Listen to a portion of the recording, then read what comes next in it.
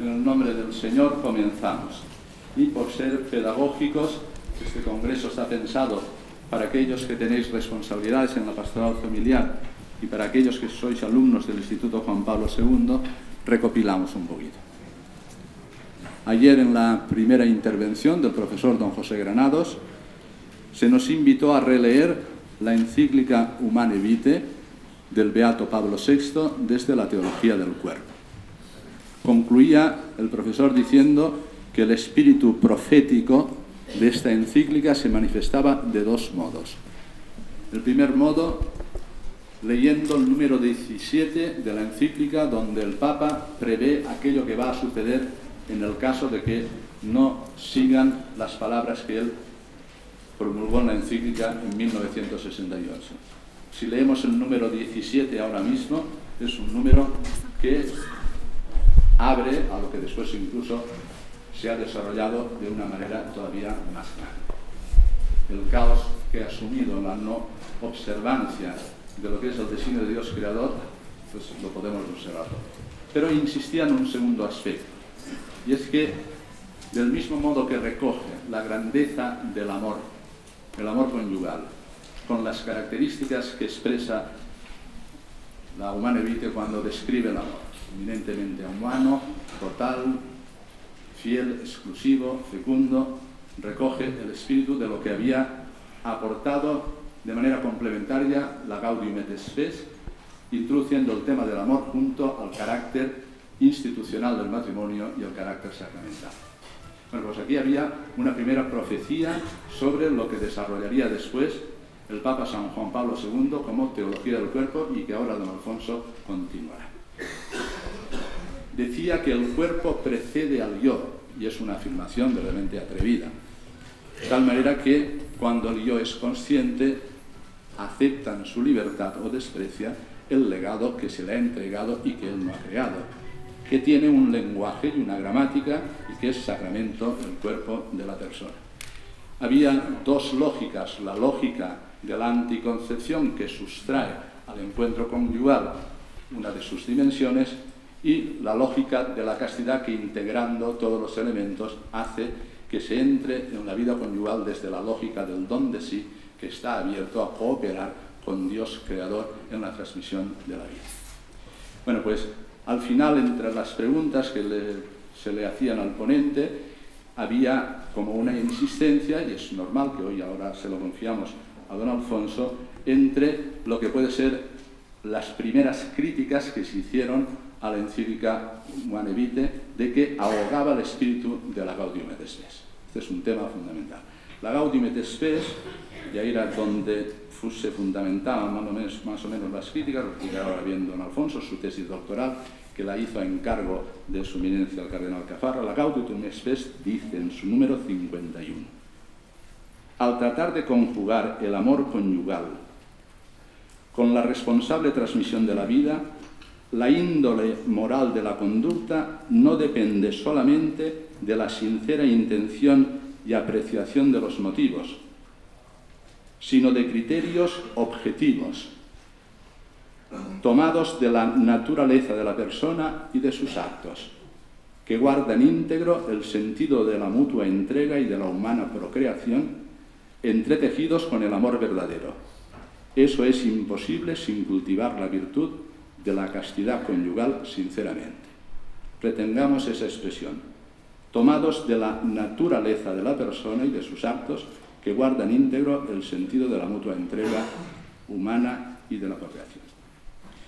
En el lenguaje de la Humane Vitae, que ayer empezábamos ya en la reflexión, se dice, cuando se habla de la fidelidad al plan de Dios en el número 13, se dice lo siguiente: así quien reflexiona rectamente deberá también reconocer que un acto de amor recíproco que prejuzgue la disponibilidad a transmitir la vida que Dios creador, según particulares leyes, ha puesto en él, está en contradicción con el designio constitutivo del matrimonio y con la voluntad del autor de la vida.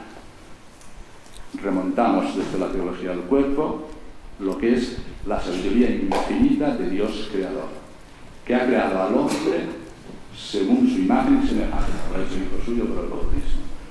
La ley natural de la que se hablará aquí es la recta razón que, conociendo la sabiduría de Dios Creador que ha ordenado todas las cosas, también al hombre, quiere seguir su designio de amor y de procreación.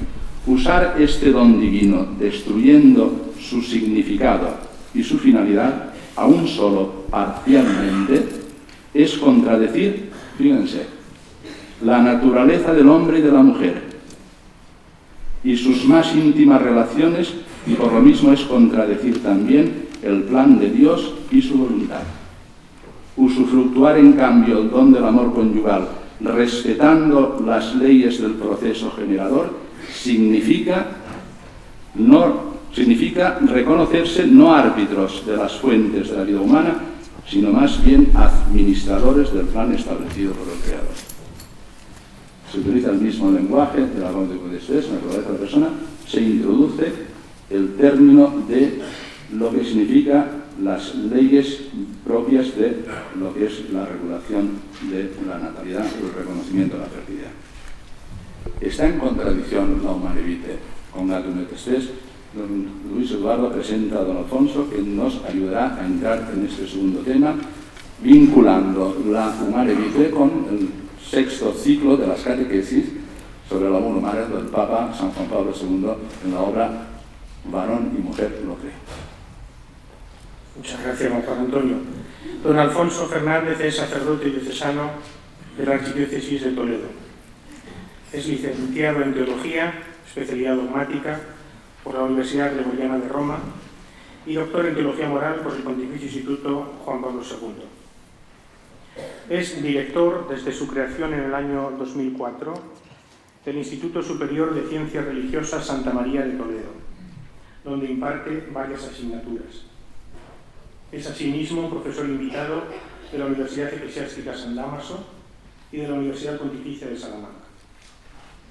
Junto a los artículos en revistas especializadas y la dirección de tesinas y de tesis, ha escrito varios libros. Mencionamos los siguientes: Contracepción, del Vaticano II a la Humane Vitae, Toledo, 1994. Su tesis doctoral, ¿verdad? El misterio nupcial de la persona humana en la situación europea, Toledo, 2005. La templanza y sus virtudes en la Suma Teológica de Santo Tomás de Aquino, Toledo, 2006. La conferencia de esta mañana lleva por título La Humane Vitae 50 años después. Muchas gracias, don Alfonso, por querer estar con nosotros. Tiene la palabra. Muchísimas gracias. Señor Obispo de Alcalá de Henares, querido amigo, excelentísimo doctor don Juan Antonio Reig Pla, mi querido profesor don Livio Melina, querido vicario general también de esta diócesis, colegas del Instituto Juan Pablo II, de la Universidad de San Dámaso y de otras universidades y centros académicos, muy estimados congresistas, señoras y señores. Muchas gracias por esta invitación a través de su coordinador, don Luis Eduardo Morón Alguacil. Echar una mirada retrospectiva sobre esta encíclica profética a los 50 años de su publicación constituye todo un acierto metodológico.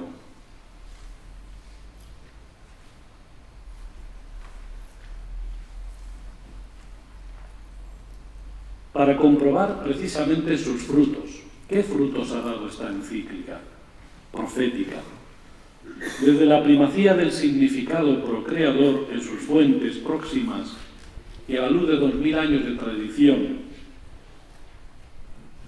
punto de inflexión es el Concilio Vaticano II, comprobaremos una relectura a partir del significado unitivo, precisamente aportados por Juan Pablo II en sus catequesis sobre el amor humano en el plan divino.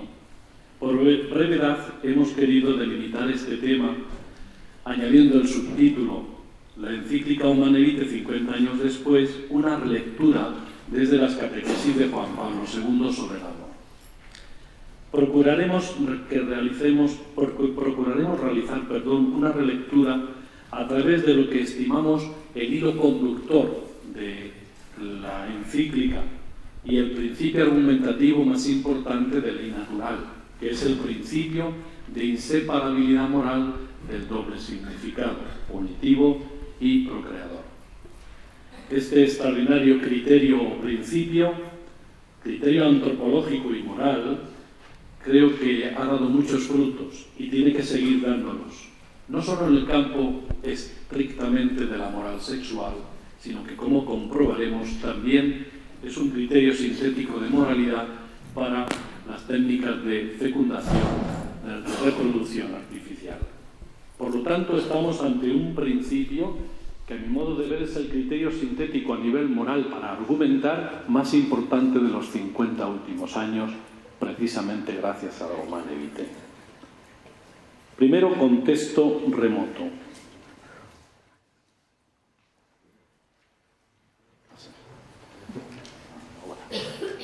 El contexto remoto y contexto inmediato de la Humanae Vitae. El contexto remoto va a ser el siglo XX. El siglo XX recoge a la perfección la doctrina que llamamos sobre los fines del matrimonio y su intento de aplicación a la iluminación de la moral del acto conyugal.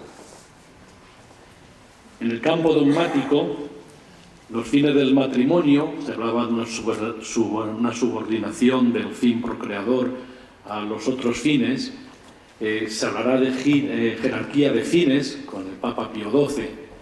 Lo que nos interesa a nosotros, más lo tengo escrito y entregado la conferencia, sobre todo es cómo el intento que va a haber tanto de Casticum Nubi 1930, respuestas del Santo Oficio a algunos autores personalistas, Herbert Dohm, Bernardine Kremper, en 1944, que sin nombrarles contesta, y Pío XII, sobre todo en su alocución famosa a las comadronas italianas, expresa la jerarquía de fines. Hago una advertencia, incluso Pío XII, a mi modo de ver, puedo estar equivocado, esa jerarquía de fines a nivel dogmático, lo que a él le preocupa es las consecuencias morales. Es decir, es un intento de aplicación de la doctrina durante 2000 años de la Iglesia sobre los fines del matrimonio para iluminar lo que llamamos el acto conyugal. Pero esto tiene sus límites. Y los límites precisamente los captó con toda justicia, lo captó y lo cambió el Concilio Vaticano II. Ese es el contexto inmediato. Por lo tanto, el contexto remoto es subrayar el fin procreador en cuanto que se aplica a la vida moral. Es lo que llamamos realizar el acto conyugal de forma completa, no a la interrupción del coito, precisamente es por la preocupación de la apertura a la vida, por subrayar, aplicar a nivel moral lo que llamamos el fin procreador. En el contexto inmediato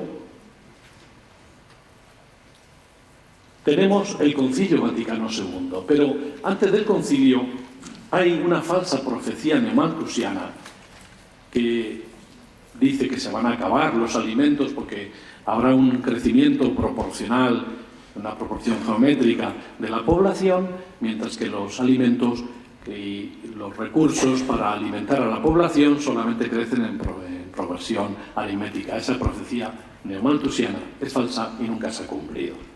Pero esto ha producido una obsesión en aquella época por el control demográfico. Además, hemos de añadir la revolución sexual, el sexo sin hijos, la sexualidad sin hijos, que prometía sexo seguro, lo que se llamaba la contracepción. Tenemos que afirmar que los hijos no son un estorbo para el amor. El concilio se preocupó en subrayar esta característica que don Juan Antonio nos decía de las que la Humanae Vitae en el número 9 dice 4, la última es fecunda. Y el concilio ya lo subrayó. Hay una perfecta armonía a nivel de argumentación y a nivel también de norma moral, como veremos, por lo menos anticipada e intuida y nunca negada, al revés. Los hijos no son un estorbo para el amor conyugal ni para su crecimiento, son corona. y además contribuyen al bien de los esposos. Y si contribuye al bien de los esposos, amar es querer el bien del amado. Amor conyugal y matrimonio. La clave del acierto conciliar, a mi modo de ver, en la doctrina sobre el matrimonio fue estudiar muy bien la naturaleza del amor conyugal, número 49 de la Gallionet Spes, y cuál es el lugar propio dentro de la articulación del campo doctrinal del matrimonio. Realmente se preguntaban en las vísperas del concilio el fin del amor conyugal, decían.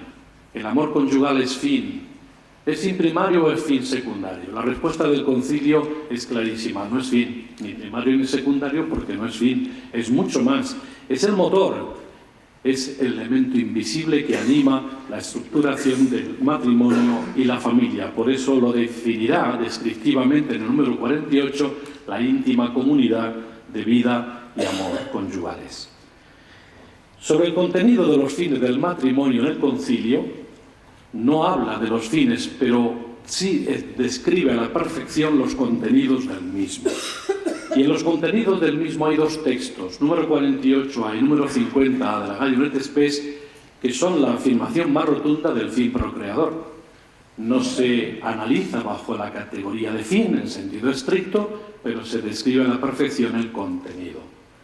El matrimonio, en su cara visible, institucional, y en su cara invisible, que se traduce en la cara visible, se ordenan ambos por su propia naturaleza, índole sua naturalis, a la procreación y educación de los hijos. Además, también se describe el fin de la ayuda mutua. Los esposos ayudan, sobre todo, no tanto con prestarse servicios mutuos, dirá la Constitución Gallionet Spes en el número 50, sino sobre todo mediante el crecimiento de la entrega de amor recíproca entre ellos, entre los esposos. Es con el amor como uno madura, y por eso, dentro del contenido del fin de la ayuda mutua está el crecimiento de la entrega de amor. Por lo tanto, lo que más me interesaba subrayar en estos primeros puntos es que hemos de reconocer los límites de la aplicación o del intento de aplicación, como durante 2000 años casi se hizo en la historia de los teólogos y del magisterio, de los fines del matrimonio, procreación, ayuda mutua. No hablo del remedio de concupiscencia porque estaría incluido dentro de la ayuda mutua después del pecado. ¿Cómo se pueden aplicar inmediatamente, cosa que es un error, a la iluminación moral? Será el concilio quien cambie el rumbo. El Concilio Vaticano II, por primera vez, se propone, afronta de forma globalmente considerada lo que es la paternidad responsable, con dos momentos sin mezcla ni confusión, pero tampoco sin separación: ética de la decisión, ética de la ejecución. ¿Quiénes tienen que decidir sobre el número de hijos? Pues en principio el matrimonio es para tener hijos. Hay razones por las cuales se aconseja a lo mejor diferirlo, retrasarlo o no tenerlos. Pero en principio serán los dos esposos quienes en conciencia ante Dios, últimamente ante Dios, tendrán que decidir en base a las circunstancias, con rectitud de intención, en base a las circunstancias a través de las cuales Dios les habla, el bien de los esposos, el bien de los hijos nacidos o por nacer, el bien material de la vivienda y otras condiciones sociales, y el bien común de la sociedad y de la Iglesia. Siendo generosos en este campo, vuelvo a repetir, serán los dos quienes en conciencia tendrán que decidir si Dios les está pidiendo tener un nuevo hijo o, por el contrario, deberán retrasarlo en lo que de ellos corresponde. Pero la recta intención y las circunstancias, como se nos ha leído, no basta. Hay que pasar a un segundo momento que se traduce, que plasma esa rectitud de intención en el contenido intencional base, que es el objeto del acto, es decir, los medios que por su objeto algunos son incompatibles.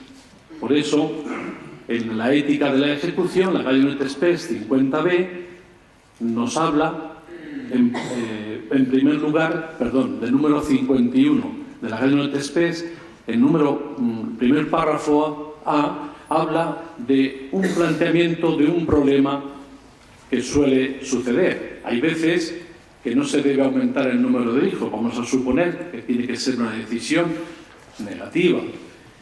Pero la interrupción de la intimidad conyugal puede, y nada más que puede, en la historia de la redacción de las actas está clarísimo que se va dulcificando el texto, puede, y nada más que puede, haber una cierta dificultad en armonizar la apertura a la vida con un gesto, y nada más que uno, no con todos, con un gesto de amor conyugal, muy recomendado por Gaudium et Spes 49, como es el acto conyugal, pero no es el único. Es decir, tan acto de amor conyugal sería cuando se debe un acto de abstinencia periódica o un acto de abstinencia como un acto de entrega a través del lenguaje del cuerpo, de forma que sean una sola carne, esposo y esposa.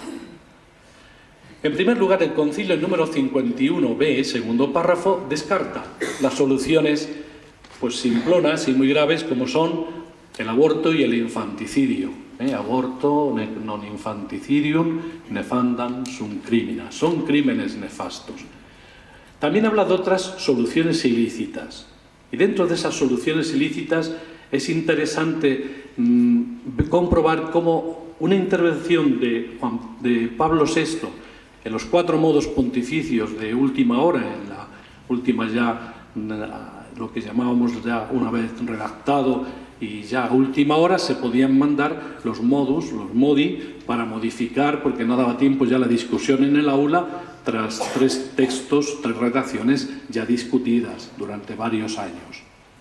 Entonces, uno de los modos pontificios precisamente hablaba de que tras el principio de no contradicción que veremos, se enumere también la virtud de la castidad y las artes anticoncepcionales.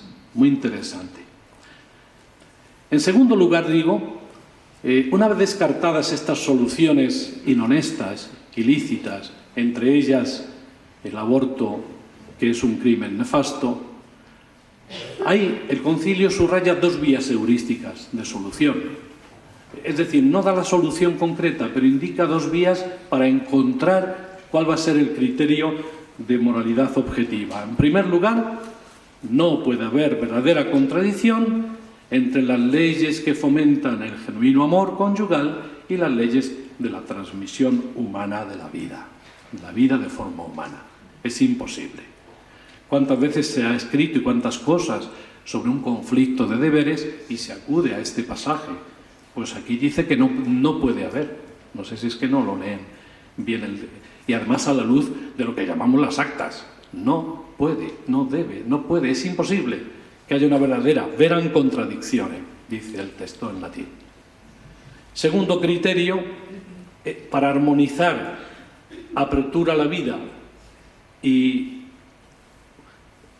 abstinencia en este caso, porque no se debe realizar la vida íntima, supongamos este caso, no puede haber verdadera contradicción y esto es imposible vivir sin la virtud de la castidad.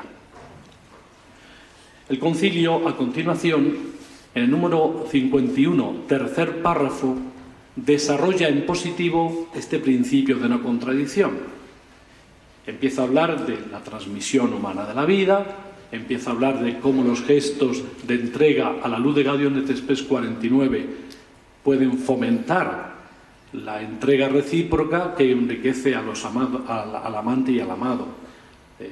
Aquí tienen ustedes el texto, pero por razón de brevedad no puedo afrontarlo. Pero sí, por lo menos este último párrafo que ha leído también don Juan Antonio.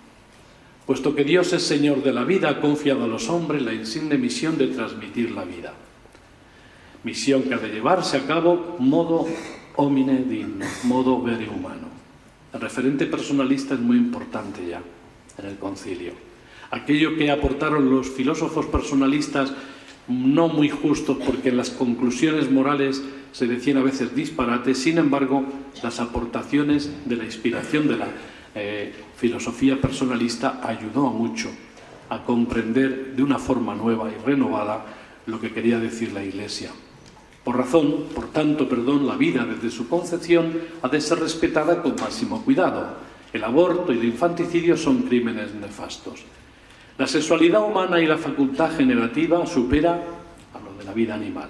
Por tanto, los actos propios de la vida conyugal, los actos matrimoniales, si son ordenados según la genuina dignidad humana, secundam germanam dignitatem humanam ordinati, deben ser respetados con gran reverencia. Cuando se trata, pues, de conjugar amor conyugal y apertura a la transmisión de la vida, no basta la rectitud de intención. Hemos dicho ética de la decisión, Gazmet Spes 50. Segundo, no bastan las circunstancias que así lo aconsejen, sino que hemos de buscar con criterios objetivos, es decir, medios que en sí mismo, por su objeto, expresen esa rectitud de licitud en el contenido intencional básico, en el objeto del acto, y por lo tanto estos criterios son tomados de la naturaleza de la persona y de sus actos. Los actos matrimoniales se quiere referir en las actas del concilio. Criterios que respetan el íntegro significado, esto no es castellano, de mutua donación y de procreación humana. Es la síntesis de un contenido muy grande que quiere decir el criterio objetivo para respetar, para descubrir cómo cada acto tiene que ser lícito, cada medio a emplear tiene que ser lícito para llevar a cabo la paternidad responsable, tanto para tener como para no tener, son el respeto del íntegro, por lo menos son dos significados. Mutua donación, es decir, el acto conyugal tiene que constituir un gesto de entrega, de donación a través del lenguaje del cuerpo y de apertura a la vida, de procreación transmitida modo hominedigno, modo humano, entretejidos con el amor verdadero, y todo esto, segundo criterio heurístico, no se puede armonizar sin la virtud de la castidad. Aquí se levantó un padre conciliar, Giovanni Colombo, no Carlo Colombo, Giovanni Colombo, donde dijo: hasta ahora la Iglesia durante 2000 años ha exigido que para que cada acto conyugal sea lícito quede abierto, en lo que depende del comportamiento de los esposos, a la apertura a la vida. Por eso ha exigido que el acto conyugal no se interrumpa. Pero no es suficiente. Queridos padres conciliares, dijo, hace falta un segundo criterio. Para que cada acto conyugal sea lícito, también tiene que constituir un gesto, no solo el contexto, un gesto de entrega, de amor plena y personal, sin límite alguno. Un acto de amor conyugal, en definitiva. Aquí pongo en este texto interesante cómo el Papa, en este mismo número, propuso que no solo se condenara el aborto, como todos los padres conciliares, había dos tendencias ciertamente que subrayaban, sino que algunos querían mencionar la esterilización. En el texto no se menciona del concilio, en las actas sí que hay discusiones sobre el tema. Pero sí, el Papa Pablo VI, en el modo número 5, pide que en el texto, a través de Secretaría de Estado, se incorpore la mención, dentro de esas soluciones ilícitas, a lo que llamaba él las artes anticoncepcionales, es decir, la contracepción.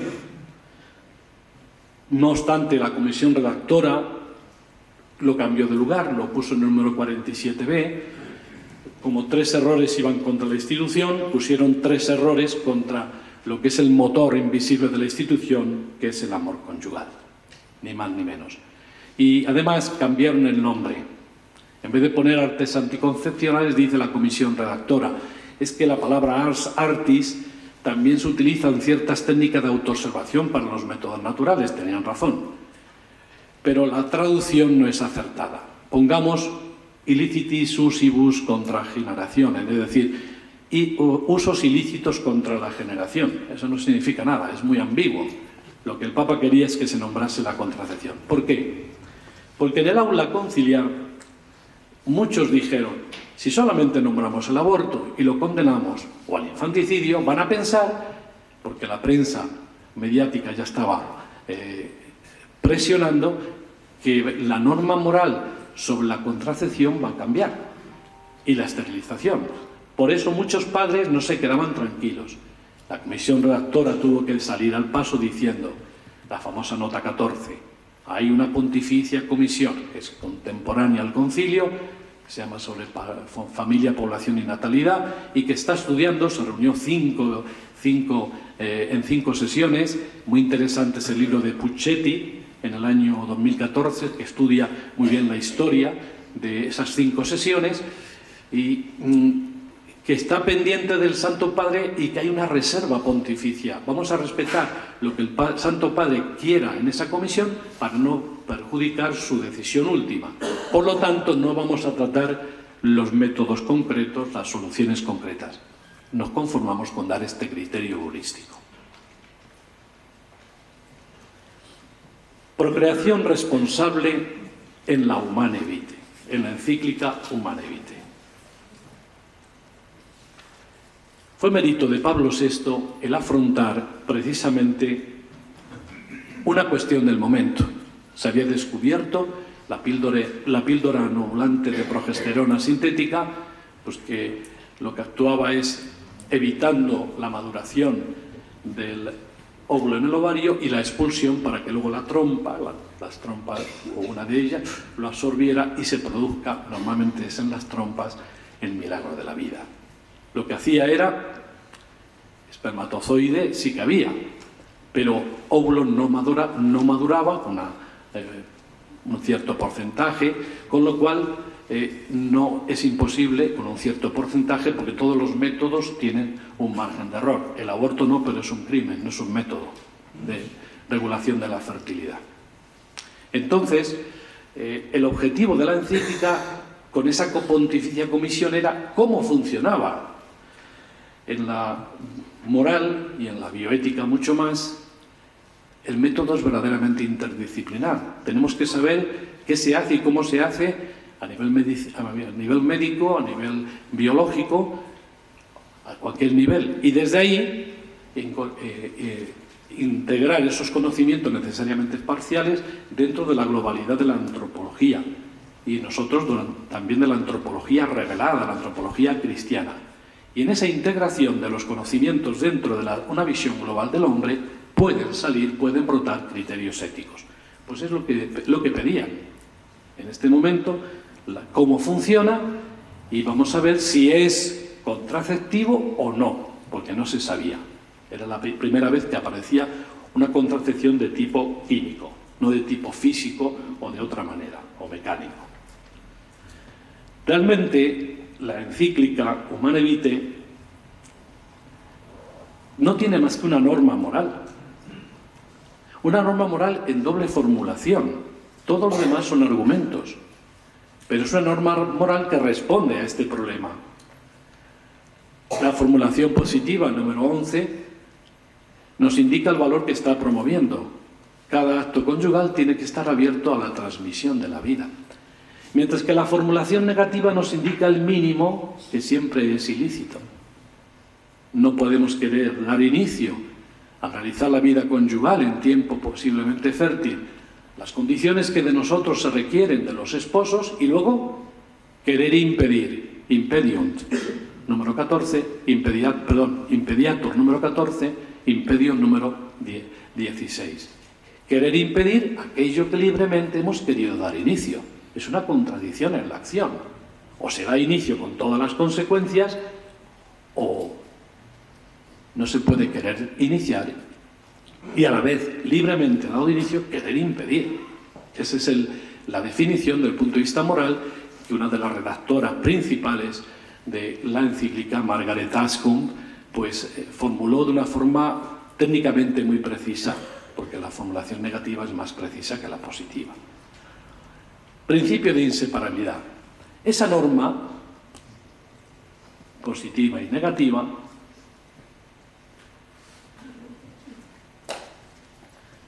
tiene como argumento el tema que nos ocupa y que me interesa subrayar: el principio de inseparabilidad antropológica y moral del doble significado. El concilio, la Humanae Vitae, la encíclica, quiere hacer comprensible la razonabilidad de esta norma, sabiendo lo difícil que es, porque es de ley natural, aunque confirmada como presupuesto para entender bien lo que llamamos la revelación. Pero comprendía que era de ley natural. Entonces quiere poner ejemplos, y pone dos ejemplos en concreto. Primero formula el principio de inseparabilidad del doble significado en el número 12, que más o menos quiere decir lo siguiente. Si yo quiero promover en un acto conyugal el significado procreador de forma artificiosa contra el significado unitivo, porque no lo respeto, por eso mismo no promuevo ninguno de los dos. Están íntimamente, antropológicamente unidos, son inseparables. Juan Pablo II, en esa sexta parte de sus catequesis, hablará: uno y otro pertenecen a la verdad íntima del acto conyugal. Uno se realiza justamente con el otro y, en cierto sentido, el uno a través del otro. Por eso, cuando se da la compresencia de los dos significados, no puedo promocionar uno a costa del otro de forma unilateral, porque entonces no respeto ninguno de los dos. Y pone ejemplos, aposta. Por ejemplo, usted de padre dice que hay que estar abierto a la vida. Pues sí, yo quiero tener hijos y se lo impongo a mi mujer por la fuerza. Por esto mismo, por imponérselo, evidentemente que no constituye un signo de unión, de comunión, de amor, no se transmitiría la vida si se transmite de forma propiamente humana, dignamente humana, porque solo mediante un gesto de amor es lícito, es el contexto adecuado para transmitir humanamente la vida. Acordaos del concilio: donación mutua y humana procreación, procreación transmitida de forma humana. En la nota 32 de la Donum Vitae, como saben ustedes, este va a ser el criterio que va a iluminar la ilicitud, por ejemplo, también de recurrir a las técnicas de fecundación, de reproducción, por no decir fecundación artificial porque es lo mismo, inseminación y fecundación in vitro.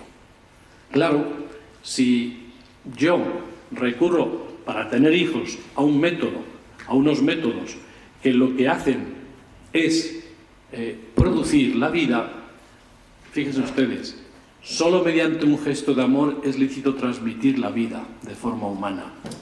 Solo mediante un gesto de amor se puede respetar a la vez los tres grupos de derechos implicados. Dios, el Creador, porque no ha querido tener otro lugar para transmitir la vida que la expresión del acto conyugal en tiempo posiblemente o fértil o posiblemente fértil, con la colaboración imprescindible de nuestros padres, de los esposos. Y entonces, para respetar los tres grupos de derechos, a la vez estableciendo la justicia, porque ni uno está por encima del otro, en ese sentido, de alguna manera, solo mediante un gesto de amor. Por eso, la nota 32 es la primera vez que en un documento, decía mi profesor y maestro Carlos Cafarra, decía él, es la primera vez que en un documento magisterial se reconocen los derechos de una persona que todavía no existe. Yo no tengo derecho a existir, pero tengo derechos que, si voy a comenzar a existir, lo hagan en condiciones dignamente humanas. Y solo mediante un gesto de amor se puede respetar a la vez estos tres momentos. Esa es, que lo vais a tratar esta tarde, el criterio objetivo de por qué la reproducción, las técnicas de reproducción artificial son ilícitas, junto con otros criterios que vais a tratar esta misma tarde. Y lo segundo, Humanae Vitae número 13 dice, segundo ejemplo, vamos a hacerlo al revés. Si queremos realizar un acto conyugal impidiendo su fertilidad, para eso se descubrió precisamente la píldora de progesterona sintética, engañar el cerebro de la mujer para que, creyendo que está embarazada, podemos realizar la vida conyugal y, claro, la progesterona, que es la hormona de la maternidad, no se libera y no madura en el folículo lo que es el óvulo en el ovario.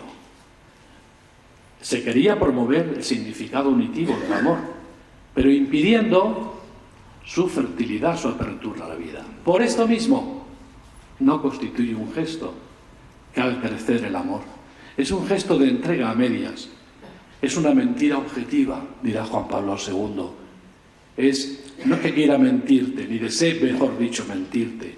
pero al elegir un medio que por sí mismo no es una entrega plena y personal, dice la gente haciendo trampas, gente sencilla, hay una entrega a medias, es como querer decirte te quiero con toda mi alma, con todo mi corazón, pero no con todo lo que es capaz de expresar el lenguaje de mi cuerpo. Por esto mismo va minando el amor. No es un gesto de amor, no hace crecer el amor. Ahí lo explico, pero hemos de ir un poquito más de rápido. El argumento de actitud ante la vida o por las consecuencias. El señor obispo de esta diócesis, don Juan Antonio, hacía referencia al número 17. Ciertamente, el número 17 es un argumento muy sencillo, mucho más simple que el que hemos explicado. El que hemos explicado, el concilio vio que había que respetar dos significados de entrega mutua y de procreación transmitida de forma humana, y fue la Humane Vitae la que dijo: si respetamos el doble significado unitivo y procreador cuando se da, por esto mismo estamos respetando, acertando ese criterio holístico, constituirá un gesto de donación de amor, y si se transmite la vida será de forma humana. Es decir, no es lo mismo lo que el concilio ve y hasta dónde vio, y cómo la Humane Vitae da un paso de la explicitación del dogma a nivel moral y dice, para respetar este criterio holístico, la forma sintética sencillamente es respetar en cada acto el doble significado cuando se da, y no hace falta estar pensando más. Eso muchas veces es difícil de entender, hay que estudiarlo, pero es distinto. El concilio la Humane Vitae da un paso más en este argumento. Es que se me había olvidado. Volvemos. El argumento de actitud ante la vida o la mentalidad contra la vida, la cultura de la muerte, anti-life mentality, pues se fundamenta en este argumento por las consecuencias que a mucha gente que no está acostumbrada a este raciocinio al que os estoy sometiendo, y pido perdón, la gente pues dice, bueno, ¿y cómo yo argumento? Pues muy sencillo. El argumento por las consecuencias del número 17 dice lo siguiente. Esta es la hoja de ruta. Si nosotros aceptáramos la regulación de la fertilidad con los métodos artificiales, por ejemplo, de la contracepción o la esterilización, es cuestión de tiempo. Existe una tentación muy grave de ir recurriendo a otros métodos incluso más eficaces e incluso, guiados por la lógica tecnológica, llegar a aceptar el aborto. Es verdad que aborto y la contracepción son dos actos que por su objeto son esencialmente diversos, Evangelium Vitae número 13, pero son dos frutos de un mismo árbol, tienen cierta relación. Para llegar a esto, la Humane Vitae dice en primer lugar, si nosotros dejásemos por las consecuencias, como han hecho nuestros hermanos protestantes a partir de la cuarta conferencia de Lambeth, o anglicanos, y protestantes, en aceptar los métodos de regulación artificial, al final la tentación será dar un salto cualitativo y aceptar el aborto, porque estadísticamente así se confirma. Entonces dice, en primer lugar, mírese el camino fácil que se abriría para la infidelidad conyugal. En segundo lugar, los jóvenes, que son más vulnerables en este campo, sobre todo. Tercer lugar, si el vicio contraceptivo, el vicio, no solamente un acto, sino un vicio arraigado, terminaría por rebajar a instrumento, a cosa, cosificación de la mujer, como instrumento de obtención del placer del varón de forma unilateral. Y por último, si esto lo aceptamos a nivel privado, ¿por qué quién es el guapo, que a un Estado le puedes prohibir que a nivel público imponga aquel método que considere más eficaz para la regulación de la demografía? Ahí os pongo el texto, pero no me da tiempo. El argumento de actitud ante la vida habla de estos tres escalones paulatinos donde, desgraciadamente, guiados por la lógica tecnológica tan fuerte en nuestra cultura, si falla un método, acudimos al siguiente, y si falla el siguiente, damos un salto cualitativo al aborto. Este es el problema. La primera explicación, que muchos teólogos estamos de acuerdo, esto se debe a la debilidad humana y ofuscación progresiva de la lujuria que va en la razón práctica poco a poco, pues creando una especie de ceguera hasta llegar a la ceguera de espíritu, que dice Santo Tomás. Es el vicio de la lujuria que ciega y que eliges como conveniente precisamente lo que no es bueno. Prima, segunda cuestión, 9, artículo 2. Contracepción y aborto ciertamente son dos ramas de un mismo árbol, aunque son diferentes. En el texto he recogido exactamente lo que dice Evangelium Vitae número 13, precisando con mucho cuidado porque puede ser mal interpretado. Son dos actos que por sus objetos diversos son diferentes. No obstante, hay un paso de tentación. Es decir, ya en la contracepción notamos que hay una tendencia que tiende, por lo tanto, hacia ir contra la vida con motivo de sus fuentes potenciales próximas. Este argumento no lo aceptan todos los teólogos. Debajo, la minoría, en el informe mayoritario, contra el informe mayoritario del dossier de Roma, de esa comisión, subrayaba cómo no es una relación imaginaria y hay un peligro cercano de ir pasando, porque en el fondo uno va contra la vida existente en acto, el aborto, y es un crimen. Los otros medios, de alguna manera, la tradición de la Iglesia durante 2000 años lo ha mirado con la óptica de la virtud de la justicia, no solo de la castidad, y ha visto cierto peligro de la vida y de la transmisión de la vida. Por eso ha sido tan dura en ese sentido. Estamos precisamente viendo cómo Juan Pablo II y ya la Humane Vitae va a dar un giro de acento muy importante. No solo el significado procreador, hay que ver también y releer desde el significado unitivo todo lo que 2000 años de tradición en la Iglesia había sostenido. Es un hecho indiscutible, no se puede negar la apertura a la vida, pero, como decía Giovanni Colombo, no es suficiente. Hace falta un segundo criterio. En muchas conferencias a nivel de población mundial, a veces han dicho, ustedes los católicos son unos exagerados, no el aborto, pero sean más tolerantes. Por ejemplo, algún método artificial en algunos casos. La respuesta de la Iglesia siempre la misma, es cuestión de tiempo. Si admitimos una cosa, la tentación de nuestros católicos en pasar a lo siguiente va a ser mucho más rápida. Además, como he dicho, las estadísticas avalan ese paso. El aborto ha sido posible donde ha habido grandes campañas anticonceptivas o contraceptivas.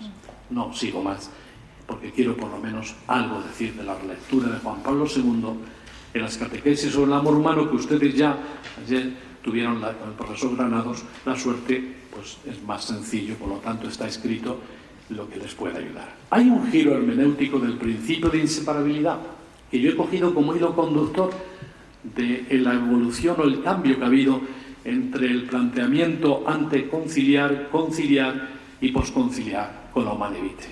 En perfecta coherencia. Se ha acusado que la Humane Vitae ha traicionado el concilio. Perdonen ustedes, yo he dedicado bastante tiempo de mi vida a estudiar este tema, y no solamente en mi tesis doctoral, sino en otros escritos, demuestro que es todo lo contrario. Hay una coherencia hasta a nivel argumentativo.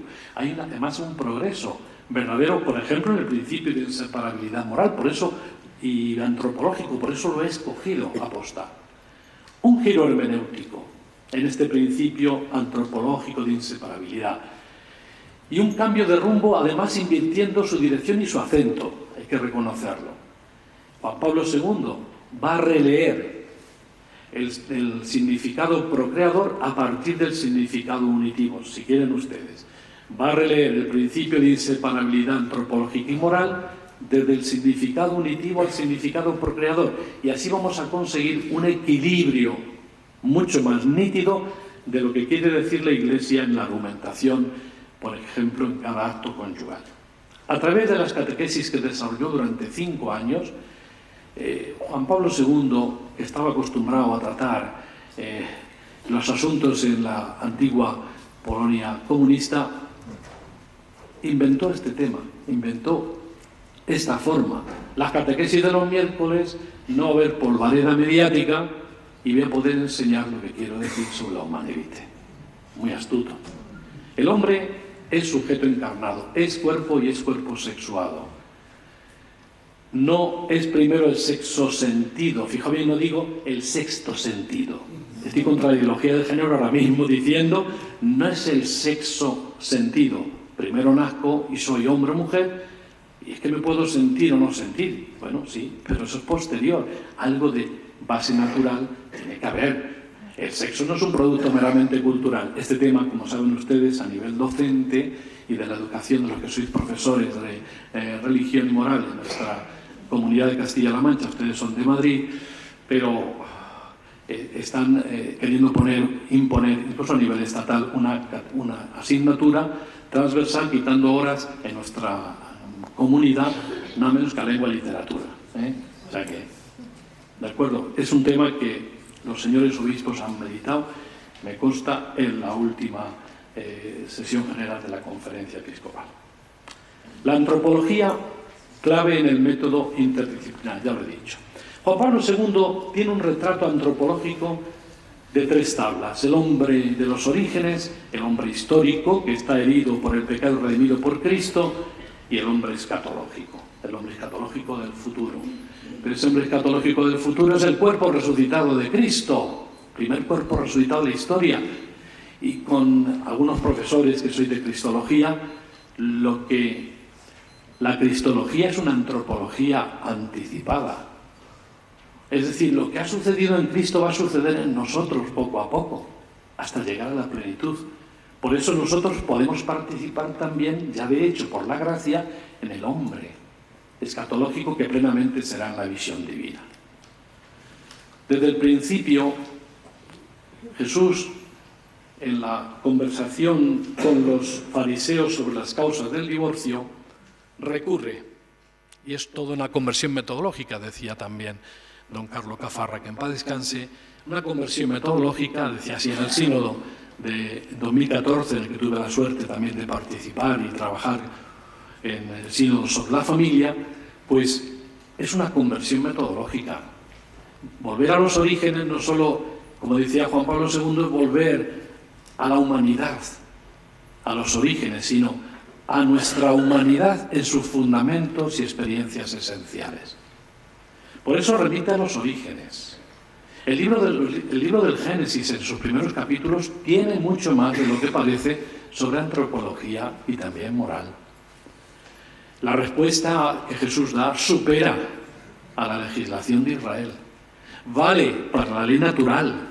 Recuperemos la ley natural a través de la teología del cuerpo y de la lógica de la entrega, que esto lo entiende todo el mundo, hasta los novios que se van a casar, que entregarse exige sacrificio, pero que lejos de perjudicar, enriquece al amado. En Génesis 2, que es el segundo relato, bueno, aquí hablo de varón y mujer los creó, Zacar y Mequeba, el Papa Juan Pablo II, y el segundo relato es mucho más plástico. Dios alfarero, con los conocimientos que Juan Pablo II tenía de Sagrada Escritura en aquella época, formó, plasmó, del mismo barro que el resto de la creación, tan vulnerable, pero le dio el aliento de vida de forma personal. La mejor definición para un israelita, para un judío, Dios es aliento vital. Por eso, al soplar ese monigote de la Adamá, salió Adán. Un ser, no dice vivo, viviente. Dios viviente, que hace que la vida continúe. Es una creación continua. Retira, Señor, tu aliento y las cosas vuelven a la nada. Mantienes tu aliento y renovas la faz de la tierra. Por lo tanto, este texto tan bonito, el cuerpo sexuado, lo visteis ayer, es el camino principal a través del cual el ser humano experimenta la alteridad como algo intrínseco a sí mismo. Monseñor Angelo Scola, su eminencia, también profesor mío junto con don Livio, en el Juan Pablo II de Roma. La antropología bíblica es tan profundamente unitaria que cuando subraya que el hombre es basar, es cuerpo, es vulnerable, no por eso olvida que tiene nefés de forma propia, que es diferente a los animalia, a los animales, dirá Juan Pablo II. Y cuando tiene el espíritu, no por eso olvida que el hombre cuando tiene nefes, también posee basar, carne. No sea que sea soberbio, se subleve. Génesis 3, el pecado original, el primer pecado. Esto es lo que quiso traducir el pensamiento occidental, no sé si lo hemos conseguido, con que el hombre es uno en cuerpo y alma, la unidad antropológica. El pensamiento bíblico es tan profundamente unitario que no lo separa. 3 experiencias originarias. Experiencia originaria de soledad. No es bueno que el hombre esté solo. Voy a hacer una ayuda según él. La soledad es la forma en que el sujeto toma conciencia por primera vez quién es él. Tiene un elemento negativo. Está solo, porque con los animales no puede compartir esa felicidad. Pero tiene un aspecto positivo. Le hace salir de su yo, trascenderse y buscar un amigo en Dios, que ya lo era, por una gracia primigenia, pero quería a alguien de carne y hueso. Me lo salto porque sé que tengo que ir recortando. La experiencia de comunión, de amor, es la respuesta, es la superación de la experiencia de soledad.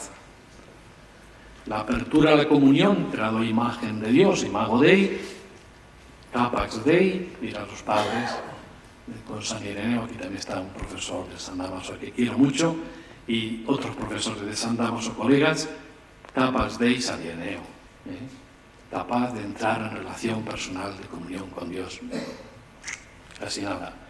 Esa capacidad en el segundo relato se expresa así: quiero a alguien de carne y hueso, no solo un amigo. Sí, Dios, necesito un amigo de carne y hueso. De ahí que el ser humano se queda dormido. Hasta entonces es Adán con M, de la Adamá hizo Adán. Pero al despertarse Dios de su costilla, de ese sueño extático, de ese sueño que no es una siesta, sino que es un sueño por respeto al misterio de la vida, Dios hizo a la primera mujer. Y el hombre, cuando descubrió a través de su cuerpo la belleza del cuerpo de la mujer y del yo de la mujer, comprendió 2 cosas: que él tenía a alguien de la misma dignidad. Jamás nadie ha dicho tan bellamente: esta sí que es carne de mi carne y sangre de mi sangre, la igualdad entre hombre y mujer. Será llamada varona, Isha, porque del varón Ish ha sido tomada. Varón, varona. Contra la ideología de género otra vez. Igualdad. No hace falta negar la diferencia para afirmar la igualdad, porque sería prescindir del 50% del patrimonio de la humanidad, entre las cosas, y un mundo muy aburrido. Esto que vale para el matrimonio, también vale para edificar la sociedad y la Iglesia. El hombre, en una sociedad patrilineal no era así, abandonará la casa de su padre y su madre y se unirá a su mujer, los 2 serán una, claro. Tercera experiencia de desnudez. Ambos estaban desnudos y no se avergonzaban de ello. La desnudez no es una cosa, no es una limitación negativa. Es que el ser humano, en esa situación del paraíso, al no haber pecado ni desintegración, vivía en armonía a través del cuerpo la lógica de la entrega esponsalicia. Aparecerá, por lo tanto, el pudor, la vergüenza, a partir del primer pecado. Hay que pasar el umbral desde el hombre histórico al hombre de los orígenes. Evidentemente que la inspiración de Juan Pablo II, Max Scheler, es impresionante en este tema. El pudor no se tiene que confundir, decía el profesor Sanazzi, también el Juan Pablo II de Roma, con las emociones. Me pongo yo nervioso porque ya estoy acabando, rojo, amarillo, verde, el semáforo que pone de todos los colores, sino que el pudor sobre todo es una promoción hacia el futuro. Max Scheler dice que si yo fuese un modelo, yo no tendría ningún pudor en mostrarme como modelo, vosotros dibujaríais en la clase de arte. Pero si aparece por ahí, a lo mejor, si es una chica o un chico que le interesa, ella se siente pudorosa, surge el pudor, porque la forma en que yo me muestro no coincide con la forma en que la otra me mira, mientras que vosotros sí que me coincide. Esta mujer, que es modelo, está casada, no sentirá pudor al realizar la vida conyugal, pero sí percibe que su cuerpo es rebajado a categoría de objeto instrumentalmente para obtener el placer inmediato de forma solitaria, sin comunión, entonces surgirá el pudor, que se puede integrar y educar en la virtud de la pureza. Luego, el pudor, más que un mecanismo de autodefensa personalista contra la cosificación del cuerpo.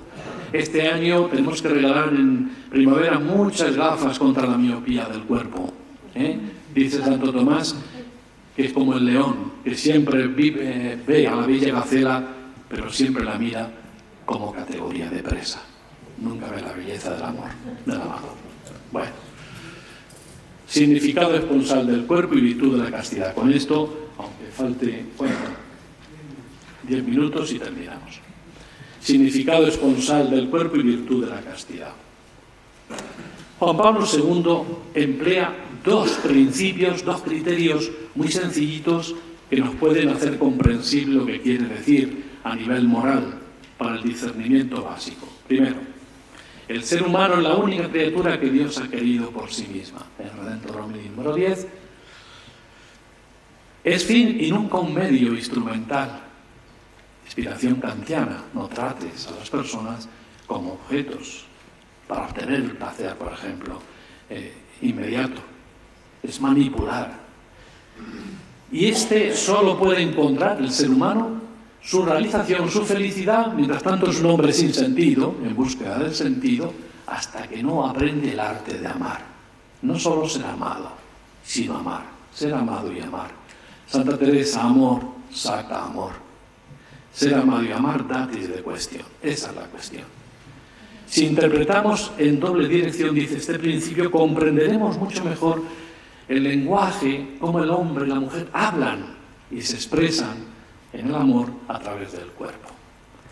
Quien posibilita este lenguaje, este diálogo, no monólogo, Juan Pablo II lo decía más finamente, no es lo mismo tomar prestado el cuerpo del otro, aunque sea en el matrimonio, para satisfacer unilateralmente el placer, masturbación, que entregarme a través del lenguaje del cuerpo y por añadidura, además de sentir gaudio y un gozo, también puedo sentir placer. Cristo en la cruz no siente placer, siente sufrimiento y displacer, pero siente el gozo de haber cumplido en los planes del Padre plenamente, perfectamente.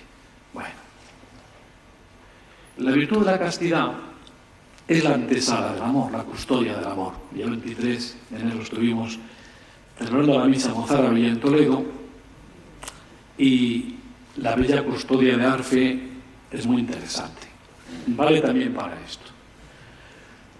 La custodia no es el Señor de la custodia. Lo más importante de la custodia de Arfe no es la filigrana que tiene, sino el amor de los amores, el sacramento de la Eucaristía, que va procesionando por las calles de Toledo para suscitar el amor y la devoción a Jesucristo en la Eucaristía, que Él es el Señor de la custodia. Pero la custodia de Toledo tiene alma. La custodia es la virtud de la castidad, antesala del amor. Y el alma de Toledo, la custodia de Toledo tiene una estructura de madera, que era la amortiguación del siglo XVI, para que en las calles, porque es una estructura muy endeble, no se rompiera. Y amortigua. El alma de la custodia es la virtud de la pureza. Y en Juan Pablo II un atrevimiento que pocas veces yo he visto. Llama a la continencia virtud, porque se podría quedar en mera continencia. Y llama virtud de la continencia, y es la clave para cómo articular estas virtudes, virtud de la continencia dentro de la virtud de la pureza y dentro de la virtud de la castidad. Esa es la custodia de todo que tiene alma. También, para poder amar, el alma es la virtud de la castidad en esos tres pasos que vamos a ver. Por eso Juan Pablo II decía que la virtud de la castidad conlleva dos tareas: autodominio, autodominus, ser dueño de nosotros mismos, no esclavos. Ciertamente no engañemos a la gente joven, esto cuesta, pero es posible con la gracia de Dios y las virtudes que hacen bueno al que lo hace. ¿Verdad, don Livio? No solo lo que hace. Ética a Nicómaco. Su tesis, si mal no recuerdo. Por lo tanto, nos capacitan. lejos de perjudicar, dirá Humane Vitae número 21, al sujeto, le capacita para una madurez del amor interpersonal con Dios y con las demás personas, los ángeles, los hombres. Por eso, no es el amor, pero sí la antesala que te capacita para la autoentrega, autodonación. Y él dirá, nadie que no sea dueño de sí mismo puede enriquecer con la donación al amado. Hay tantos adolescentes perpetuos de todas las edades. La virtud de la castidad, por lo tanto, y él habla de la virtud de la continencia. En la parte sexta de las catequesis, habla de la virtud de la continencia en el sentido, cuando los jóvenes a veces se desaniman, todos empezamos por la mitad de la virtud. Virtud imperfecta, diría Santo Tomás, germen de virtud. Pero por aquí se empieza, hay que valorarlo. Ese autodominio que a veces te lleva a una mera resistencia. Los voluntarismos, los precisos. Pero ese voluntarismo inicial es muy interesante, porque la voluntad se impone ante pulsiones y pasiones tan vehementes y tan fuertes. Todavía no ha llegado a formar parte de la perfección de la virtud. ¿Cómo se hace esto? Juan Pablo II dice, hay que recurrir a la psicología que nos puede ayudar. Una cosa es la excitación y otra cosa es la emoción. Esto lo explicaría, me imagino, Juan Pablo II a sus matrimonios y a sus novios, porque trabajaba mucho con jóvenes, en los campamentos y otros momentos. La emoción es cuando, la excitación es que el cuerpo de un hombre y una mujer se atraen. Y el objeto de esa atracción es la unión de los cuerpos, a través del cuerpo. Pero la excitación, cuyo objeto es la dimensión corpórea de la sexualidad, la emoción, sin embargo, es la persona sexual en sus aspectos afectivos, y todo ello se puede orientar hacia la comunión interpersonal del amor, al servicio del amor. Es integración que comienza por una continencia, no se queda en mera continencia, sino que a través, psicológicamente, dice él, no solo contiene la virtud de la continencia, sino orienta y controla toda la esfera corpórea y emotiva hacia la comunión interpersonal de amor. El amor no llega hasta que no vemos la preciosidad y elegimos la preciosidad singularmente irrepetible del amado. Por eso se puede orientar, se puede integrar, no reprimir, no ignorar. El hombre histórico herido por el pecado, simplemente lo enumero. En Juan Pablo II, tras el pecado, habla de una triple concupiscencia. Es que es importante porque a veces creemos que la concupiscencia solamente existe la concupiscencia de la carne, que es la lujuria, según San Juan, sino que también existe la concupiscencia de los ojos, la avaricia, y el orgullo de la vida, la soberbia. Él dice que los tres magos de la sospecha, Paul Ricoeur, concupiscencia, la carne, la lujuria, Freud, concupiscencia de los ojos, la avaricia, Marx, concupiscencia del orgullo de la vida, la soberbia, el superhombre, Nietzsche. Solo que es así interesante. Sí, ya tenemos que terminar. La novedad de la moral evangélica, en esa interpretación de Mateo capítulo 5, es el adulterio del corazón. Miren ustedes, solamente un flash. La tradición legal prohibía el adulterio, clarísimamente, pero porque era propiedad del varón. Los oyentes de Jesús también tenían la tradición de la alianza. El adulterio es inmoral porque de alguna manera refleja la falta de coherencia con la alianza, la infidelidad a la alianza, y es una palabra mayor. Y por último, la tradición sapiencial. Quien quiere consumir el deseo mediante lo que llamamos la obtención inmediata del placer, por esto mismo se quema y arde como el fuego, pero no es feliz. Jesús, por lo tanto, dice que es ilícito no solo el adulterio, sino de la carne, sino el adulterio del corazón, la mirada concupiscente adulterina. Quien ha hecho esto ha sido adúltero con ella, con una mujer en su corazón. Y dice una mujer a secas, no dice casada o no. Es decir, que también la mujer, podemos amar a una mujer casada con deseo adulterino. Bueno, termino ya, finalmente. La redención del cuerpo, menos alto. En San Pablo es muy interesante, la virtud paulina, etc. Dones del Espíritu Santo, él se va a fijar sobre todo en el don de la piedad, la veneración del amado. Y termino. 3 lecciones fundamentales a modo de conclusión.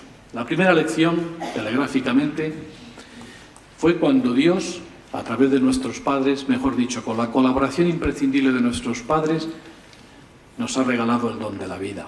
Dios me ha creado, es mi creador. Ahí aprendimos el arte de amar. La segunda lección es cuando el tema, la experiencia de la soledad, es superada por la experiencia de comunión con alguien y para alguien. Solo cuando el hombre se encuentra con el amor, la entrega de sí, aprende a amar. Dice Juan Pablo II, es llamativo que el verbo conocer sea un verbo tosco en sentido para nuestras lenguas, sin embargo, va a ser muy útil porque conoció el hombre a su mujer, lo expresa por el acto conyugal. Un conocimiento experiencial muy profundo entre los esposos que deja huella. Lo utiliza ese verbo y se revelan el uno al otro de una forma nueva a través del acto conyugal. Tercera lección para la lógica de la entrega, de la unión del amor entre esposo y esposo que se hace en una carne, Dios puede regalar el don del Hijo, el amor hecho carne. Por eso hay un conocimiento nuevo. Los hijos aportan un conocimiento nuevo a los esposos, una riqueza. El uno al otro se conocen en ese espejo bifocal. Si el verbo de Dios se hizo carne, es lo más revolucionario quizás del cristianismo, que el amor entre varón y mujer se haga carne en el Hijo, constituye lo más revolucionario del amor. Hoy es preciso presentar al Hijo como prolongación natural del amor conyugal. Si no, nuestros novios, nuestros jóvenes, lo verán como una división que cada uno va por su lado. El último, y así con esto acabo, el último cambio de acento complementario es el que ha acaecido de sexualidad separada de la apertura de la vida de los hijos, nos ha llevado, tras 50 años, a los moralistas, ese es mi testimonio, que nos dedicamos a la ética sexual, a la moral sexual. Poco a poco hemos tenido que desplazarnos hacia las técnicas de fecundación artificial, es decir, hijos sin sexualidad.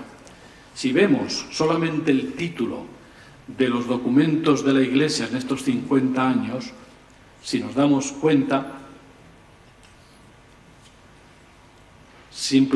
solamente el título, Humane Vitae, Donum Vitae, Evangelium Vitae, Dignitas Personae, hay ciertamente una preocupación por la transmisión de la vida, pero se ha hecho de otra forma, se ha hecho a través del significado unitivo. Por eso es tan importante este principio de inseparabilidad. Realmente guía una misma lógica, la lógica tecnológica, no la lógica de las virtudes. Y este principio de inseparabilidad que he optado para que vieran ustedes el discernimiento de la moral y la bioética nos ha ayudado mucho. Esperemos que la Humane Vitae siga aportando frutos a la moral sexual y de la vida. Muchas gracias por su atención.